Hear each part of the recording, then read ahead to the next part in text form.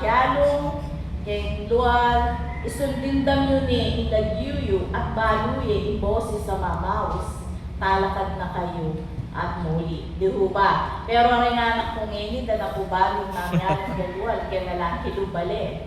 Anyapin po pakasalamin na lang, di ho ba? So itamo po medyo may edad, bago tayo po. So nano po impuri ko sabi ang kanto, once na ating pong minaos kaya kayo, baluye po yung mamaos kaya kayo. Dahil familiar po kaya kang boses na. Kalupa na po ngayon pag-aralan tamo ngayon ama kay ni, knowing that voice. Sana po, yung boses, alwa po yung boses ko, yung pakiramdaman niyo. Nung alwa po, pakiramdaman tayo. Yung boses na ningakong gino, nung nano po, yung mensahe na po rin yung sabyan, kaya katamo, kaya kaorasan na yun. Kalupa na po yung may basang teksto, atin po in John 10 verses 1 to 10. Manibat po ka rin, kanta ng dindindam yun, naniya po in keywords, at daramdaman nyo ka rin kanta tamo. Shepherds, hindi katang pastol, at hindi katang dalan. Ini po, ginamit ni Jesus ang ilustrasyon ng isang pastulan upang ipakita ang kanyang relasyon sa atin. Usually po, ang tupa ay ginagamit bilang sa Biblia, marami na po tayo nabasa, bilang tupa ay inaano bilang mananampalataya. At ang kanyang misyon, ipinakikita rito ang kaibahan ng tunay na pastol sa magnanakaw. Bula-bulayan tayo po first verses, ikakatang pegaralan, ay ikakatang lindang at teksto ng din. Primero, nano yan nga po ba yung pastol? Usually po, kareta mo naman may kaedad, kaya ngayon po kasi halos subdivision na lang nakakita mo.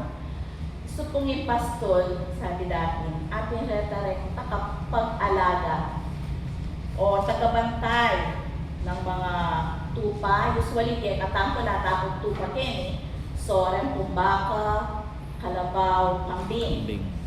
Siya po'y, ang katangihan po ng tupay, siya po'y maagang gumigising para dalhin ang kanyang mga tupa sa pastulan. At sinusigurado po niya ligtas ang mga ito at may pagkain at di po sila naliligaw. Ang tupa naman po daw sila yung maaamong hayop at mapayapang hayop. May makapal na balahibo. Usually po, yun po ang ginagawang tela o mga damit. At ang pinto, ano po ba ang pinto? Yan po ay ang pasukan at labasan. At ang magnanakaw, sila po yung sumisira o kumukuha ng hindi sa kanila. Sa espiritual na teksto po, konteksto, ang pastol ay siya po ang mga pinuno o gabay nating mananampalataya. At ang tupa, usually nga, tayo po yun. Tayo ang nilalarawan dito. At ang pinto, sino po ang pinto na sinasabi natin? Yan po si Jesus. Siya po ang daan para sa buhay na walang hanggan. Ang magnanakaw, yan po ang mga false prophet o yung mga false leader, mga huwad na pinuno na gustong ilihis tayo sa maling landas. So, nakita ko na po natin ang literal na meaning ng mga importanteng salita sa ating binasa at ang spiritual na konteksto. Sa verse 1 to 4 po, ang tanda ng tunay na pastol. Ano po kaya ang tunay na pastol? Ang tunay na pastol, sila po ay dumadaan sa tamang pintuan. Hindi umaakyat sa pader, sa pintana. Siya'y malayang nakakapasok, sila'y kilala ng mga tupa. Tinatawag niya ang kanyang mga tupa at sumusunod sa kanya. Dito po, ano pong pinapakita sa verse 1 to 4 na ito? Na may personal pong relasyon ang pastol sa kanyang mga tupa. Dahil sila'y sumusunod sa kanya. Siya'y nangunguna at wala pong persahan sa mga tupa dahil sila'y malayang susunod. Dahil kilala nila ang kanilang pastol. Sa verse 5 to 6, dito po makikita natin ang tinig ng pastol. Yan po yung ating title, Knowing That Voice. Kilala po ng mga tupa ang boses ng kanilang pastol. Tulad lang po tayo nung nakwento ko yung noon na bata kami. Pag tinawag ka na ng iyong nanay, oras na kumain. Kahit busy ka sa pakikipaglaro, pag narinig mo na, dahil kilala mo yung boses niya, tatayo ka, uuwi ka. Pero kahit pag hindi mo kilala, halimbawa, may tumawag sa iyo, sa iyong pangalan, hindi pamilyar ang boses niya, ikaw ba'y susunod? Hindi. Magpapatuloy ka sa iyong ginagawa. Dahil wala kang takot, di ba? Pero dito, ang boses po ng pastor ay kilala niya. Kilala siya ng kanyang tupa ng mga mananampalataya.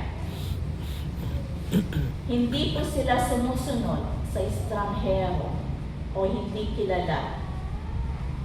Dahil sila'y minsan pa itatakbo palayo. Alam nila kung sino ang huwad o impostor.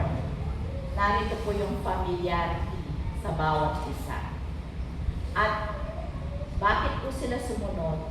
Dahil may tiwala sila kung saan sila dadalhin at wala pong persahang nagaganap. Sila'y matiwasay na susunod sa ating pastor. Katulad po ninyo, bakit kayo narito? Gusto nating mapabilang sa kawal ng ating Panginoon. Gusto nating mapabilang sa kanyang mga tupa bilang mananampalataya. Hindi po tayo nasa labas na tawag ng ibang boses dahil narito tayo ngayon sa loob ng kanyang sambahan, tirahan, upang makinig ng kanyang mga salita dahil gusto natin pakinggan ang kanyang tinig na nangungusap sa atin at hindi ang boses ng iba na tumatawag sa atin sa labas. Tayo gusto nating maging nasa pastulan, tayo isa sa kawal na tinatawag ng ating Panginoon, ng ating pastor. Sa verse 7 to 9, si Jesus ang pintuan ng kaligtasan. Diyan po tayo naniniwala. Bakit tayo pumasok sa pinto ng simbahan? Bakit na lang hindi tayo dun sa labas? Masaya po sa labas. Maraming makikitang marites. Maraming kwento sa labas. Ba't dito, ulit-ulit na lang? Nagsasawa ho ba kayo sa salita ng ating Panginoon? Kami pong tagapagsalita at kayo rin po na nagsasalita dito. Hindi po tayo ang nagsasalita, kundi nung nga po binigay na ni Pastor to siguro 2 weeks or sabi ko, wala akong maisulat. Mahirap po ang gumawa ng mensahe.